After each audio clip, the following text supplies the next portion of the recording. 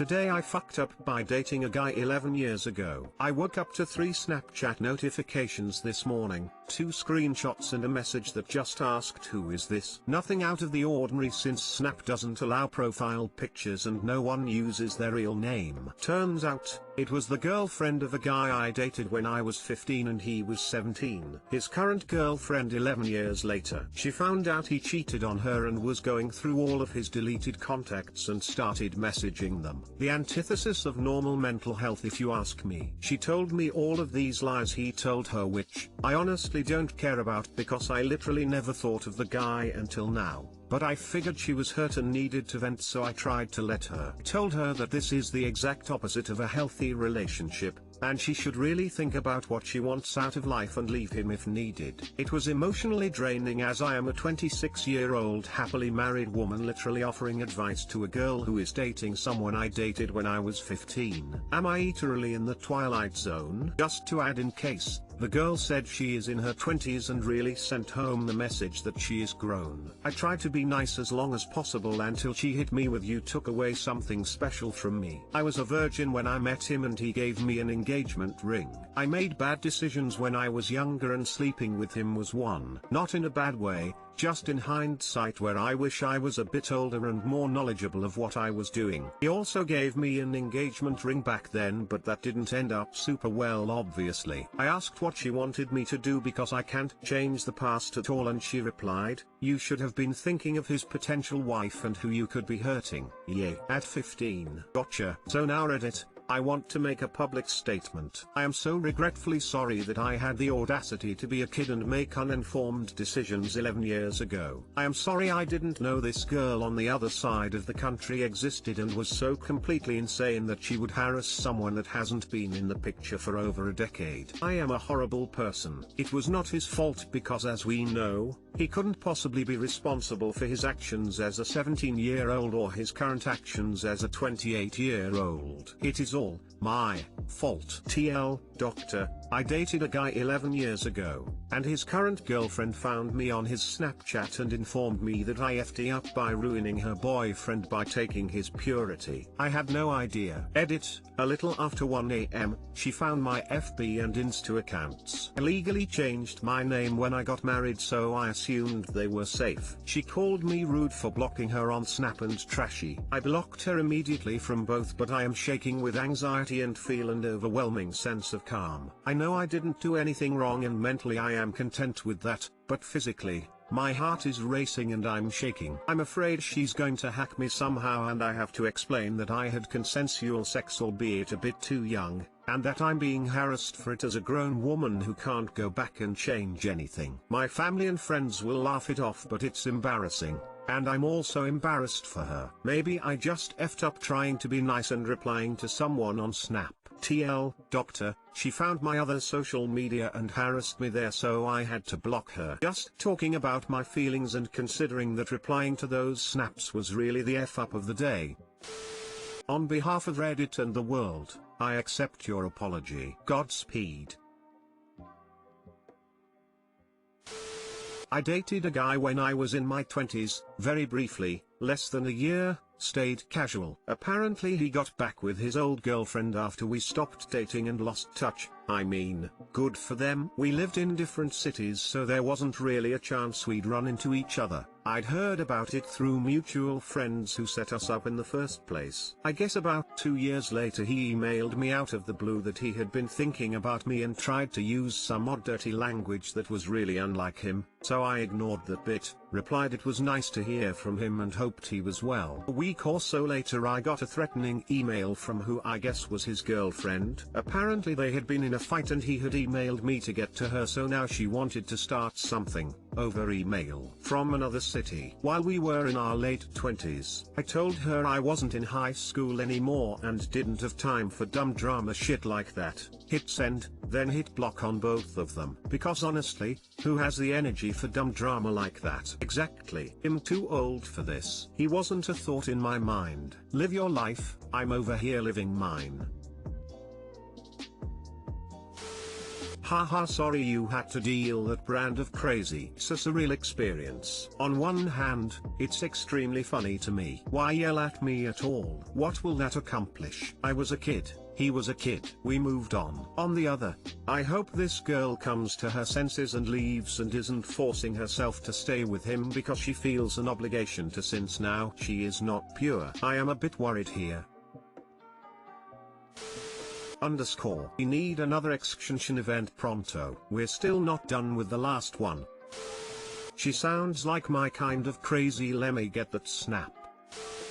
Today I fucked up by accidentally rejecting a girl. So I got sent home from school earlier, because there was a gas leak and it was deemed too unsafe to stay present. When we got the news, I was in maths, sitting next to a really nice girl that I like, and we've been talking quite a bit in lesson. So anyways, we got the news, and the entire class was extremely excited and we all were ecstatic. We needed parents' permission to leave the school, and so all of us were on our phones getting the confirmation messages. She turns to me and says, why don't we message each other and act like we're both each other's parents? That was we can get out. Ensure we can eat away with it. I had already messaged my dad, and he gave me permission, so I said no without thinking about it at all. Then it hits me. I just missed a giant opportunity to start speaking to her outside of school and get to know her even better and to start properly talking. I'm now extremely gutted and I don't know what to do, considering I just rejected her number. I really want to talk to her, but I can't now. This has been my biggest fuck up of 2020 by far. TL, doctor, I fucked up by basically accidentally rejecting a girl I like. It's cool, dude. Just tell her that you missed her signal earlier, that you're an idiot, and ask her if she'd like to hang out with you. You got this, mate.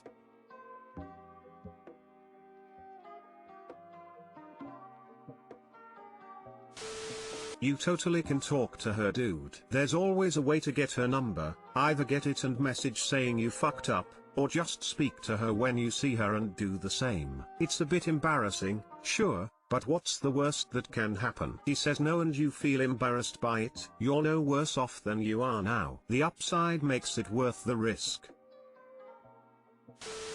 Gum would be perfection. Gum would be perfection. Would have said gum would be nice. I'll have a stick. But no, for me, gum is perfection. I rejected my wife accidentally, but she was persistent because I'm dense AF. I'm glad you had some luck. How did you apologize for missing the signal? Or head up, it's not that bad, just next time you see her let her know what's up and play it off as a dumb story of you being an idiot. You guys would probably get a nice laugh and offer to make it up by grabbing something to eat together sometime soon. Got this. I'm a poor man, so taking her out isn't an optional amount. But I'll most probably ask her if she wants to hang out on Monday, since I have no means of contact at all. I fucked up a decent chance today, hoping she says yes. Today I fucked up by trespassing on the world's largest Navy base, as a civilian, repeatedly, and subsequently being detained and interrogated by the US Navy and Homeland Security. Obligatory disclaimer that this actually happened 15 years ago, 2005-ish. If it had actually happened today, I'd probably STFU about it. In 2005 I was a young student at Old Dominion University, in Norfolk, Virginia. I drove a Jeep I had inherited from my father, who spent many years working for civilian government contractors that worked closely with local military installations. This becomes relevant. Nearby is Norfolk Naval Station, which is home to the largest concentration of US Navy forces, including thousands of very young, very dumb sailors. There are also thousands of responsible, intelligent sailors as well, but I had not been acquainted with many at this time. One sailor in particular, we will call him Kevin, because dumb, lived in close proximity to Odu and hung out with the same friend group as me. Kevin liked to get fucked up, didn't have a license or a vehicle,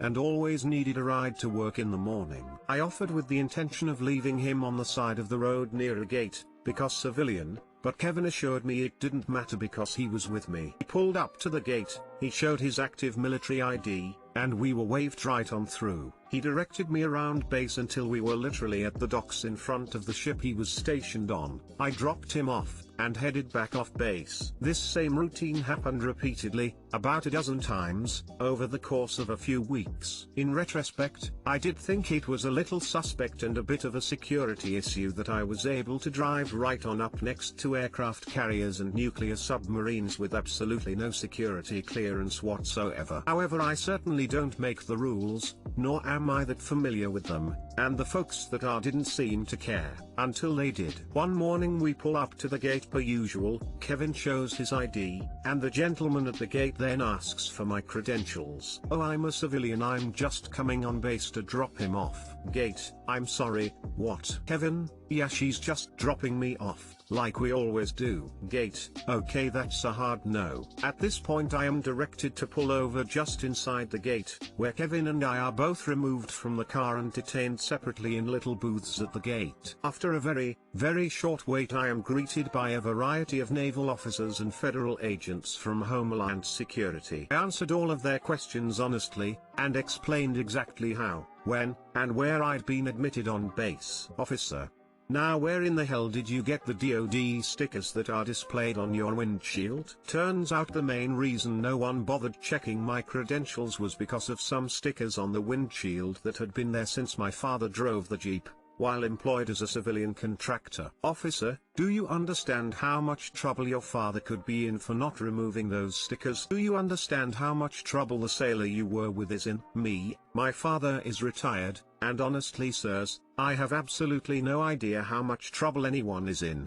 because as it is now very apparent to everyone here, I am civilian as fuck. Eventually I was escorted off base, and kindly asked to fuck off forever. I never heard from Kevin again, and no one ever followed up with me or my father. Perhaps I was put on a list of some sort, but I've never tried to apply for any sort of clearance for any employment, so it's never come up. My apologies to any sailors working the gate during the time for whatever consequences they had to face thanks to me. But fuck Kevin. Too long didn't read. Civilians are not permitted on active military bases without clearance. It's very much frowned upon.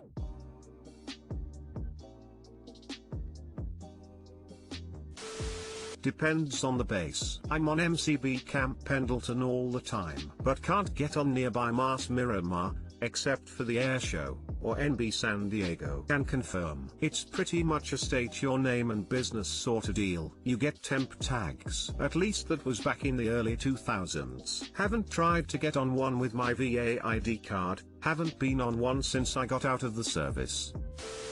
This isn't really a foo, this was standard process for a while. Later they started asking to see driver's ID as well as passenger military ID. Now most bases you need to get a pass at the tag office after a quick background. Most bases besides overseas you can escort anyone on if you're E5 or above. They also let food apps deliver.